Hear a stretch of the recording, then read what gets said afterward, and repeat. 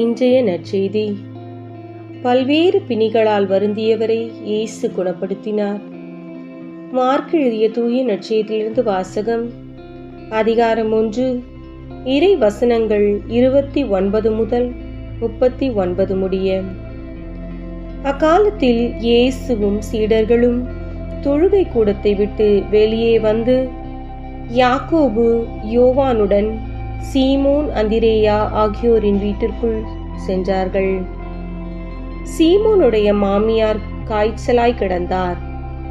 உடனே அவர்கள் அதை பற்றி இயேசுவிடம் சொன்னார்கள். இயேசு அவர் அருகில் சென்று கையை பிடித்து அவரை தூக்கினார். காய்ச்சல் அவரை விட்டு நீங்கிற்று. அவர் அவர்களுக்கு பணிவிடை செய்தார்.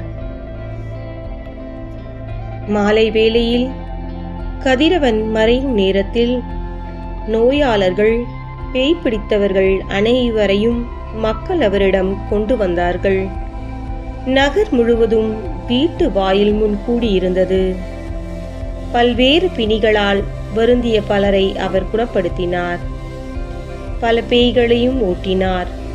அந்த பேய்கள் அவரை அறிந்திருந்ததால் அவற்றை அவர் பேசக்கூட விடவில்லை. இயேசு விடியற்காலை கருக்களில் எழுந்து தனிமையான ஓர் இடத்திற்கு புறப்பட்டுச் சென்றார். அங்கே அவர் இறைவனிடம் வேண்டிக் கொண்டிருந்தார். சீமோனும் அவருடன் இருந்தவர்களும் அவரை தேடி சென்றார்கள். அவரை கண்டதும் எல்லோரும் உம்மை தேடிக்கொண்டிருக்கிறார்கள் என்றார்கள். அதற்கு அவர், நாம் அடுத்த ஊருக்கு போவோம், வாருங்கள், அங்கும் நாம் நற்செய்தியை பறைசாற்ற வேண்டும், ஏனெனில் இதற்காகவே நான் வந்திருக்கிறேன் என்று சொன்னார்.